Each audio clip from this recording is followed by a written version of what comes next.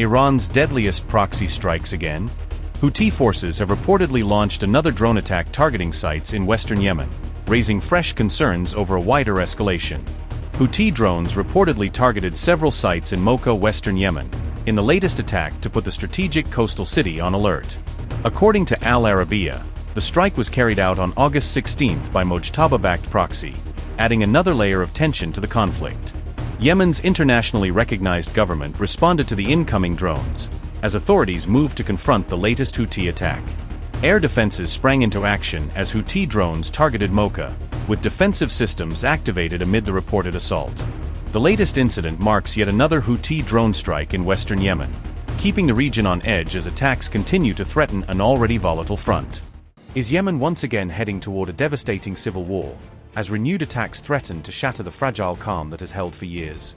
Yemen's fragile 2022 truce could be coming apart as the Houthis launch a missile attack on a crucial port, raising fears that the conflict is entering a dangerous new phase. The Houthis reportedly fired 6 ballistic missiles toward a key Red Sea port, dramatically escalating tensions and putting renewed pressure on an already fragile ceasefire. Reports of people killed, wounded, and missing are emerging as Yemen's 2022 truce shows signs of collapsing, reviving memories of the country's brutal years of civil war. With threats of a comprehensive response now being issued, fears are growing that a new cycle of attacks could push Yemen back toward a much wider conflict. The United Nations is sounding an increasingly serious warning over Yemen's deteriorating security situation, raising the chilling possibility that the country could once again slide into all-out war. Iran-backed Houthis fired 6 ballistic missiles at Yemen's Mocha port, according to a report by the Times of Israel, in a major escalation against a strategically important facility on the Red Sea coast. Mocha is a strategic Red Sea port controlled by Yemen's internationally recognized government, making the reported missile barrage particularly significant amid the country's continuing conflict. Yemeni military officials said the Houthi strike hit a vital civilian facility at the port, raising concerns about the potential impact of the attack on civilian infrastructure and maritime activity. At least one port security guard was killed, according to initial reports from Yemen's government, while authorities continue to assess the full extent of the damage caused by the missile attack. 8 people were wounded, while 2 Marines were also reported missing after the missile barrage, according to initial reports as authorities searched the affected area. The Yemeni military described the strike as a new terrorist aggression targeting a civilian facility, strongly condemning the Houthis for what it said was an attack on critical infrastructure. The Houthis, however, said their forces had targeted Saudi-backed military build-ups, weapons, and warships located in the Mocha area, presenting the attack as a military operation rather than a strike against civilians. Houthi military spokesman Yahya Saree vowed that the group would continue targeting Saudi military forces wherever they are, signaling that further attacks could follow as tensions remain high. The Houthi spokesman also said the group would continue striking Saudi targets, suggesting that the latest missile barrage could become part of a broader campaign against Saudi-linked forces in Yemen. The attack is part of a growing wave of clashes between the Houthis and Yemen's government forces, as rival factions continue to compete for control and influence across strategically important parts of the country. Fighting has intensified across front lines in Marib, Hadramaut, Taiz, Mocha and other areas, raising fears that Yemen's relative period of calm could be rapidly eroded by renewed military escalation. Yemen's Presidential Leadership Council has vowed a comprehensive response or deterrence, signaling that the government could take stronger military action following the latest Houthi attack. This comes as the United Nations says Yemen faces its highest risk of large-scale war since the 2022 truce, highlighting growing international concern over the possibility of a major new escalation. UN envoy Hans Grunberg has warned that further escalation could bring an end to the relative calm that has been maintained since the truce, potentially pushing Yemen back toward a much wider conflict. Grunberg has also warned that continued Houthi attacks in the Red Sea could drag Yemen into the wider US-Iran war, potentially transforming the country's existing conflict into another major regional front.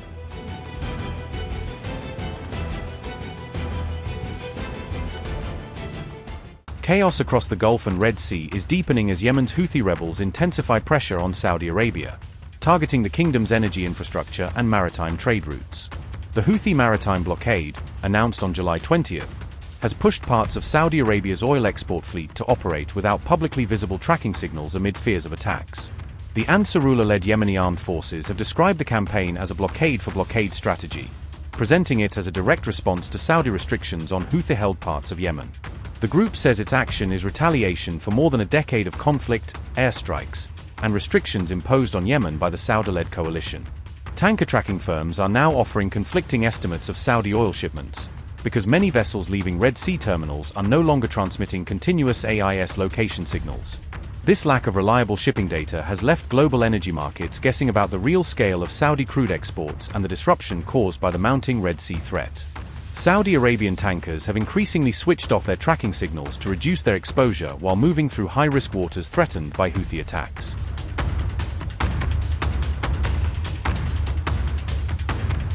Saudi Arabian crude export volumes can no longer be independently verified with confidence, as an increasing number of tankers operate without continuous public tracking signals. Ship tracking firms such as Vortexa, Plur, and AXS Marine are reportedly producing sharply conflicting estimates, while the IEA, OPEC, and traders rely on such data to assess supply conditions. For the week beginning August 3rd, 3 major tracking firms reached 3 different conclusions on Yanbu loadings, highlighting the scale of uncertainty surrounding Saudi export flows. These estimates are critically important because energy traders, international agencies, and oil market analysts use them to measure global supply and forecast potential changes in prices. An average of around 32 vessels per day reportedly passed through the Bab al-Mandab Strait last week, reflecting a sharp reduction in traffic through the vital Red Sea shipping route. That figure was down from roughly 50 vessels that crossed the strait per day before the Houthi blockade and heightened threat of attacks disrupted normal maritime movement.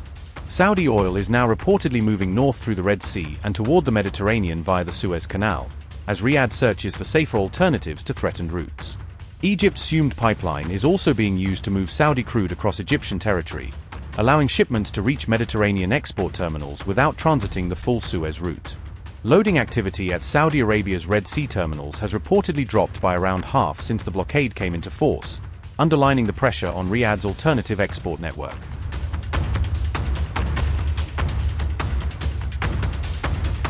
Turkey has confirmed that it is joining the Saudi-led multinational maritime defense coalition, strengthening Ankara's role in regional efforts to protect vital shipping routes.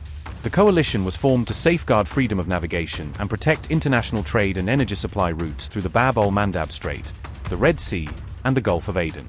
The Saudi-led alliance was announced last month and has since moved toward its operational phase, with 13 countries completing procedures to formally join its charter. Ankara's participation also reinforces the Mecca Joint Defense Pact signed last week by Turkey, Saudi Arabia, and Pakistan, which commits the 3 countries to a collective security framework. Upgrade your news experience with the all-new HT app. Download now.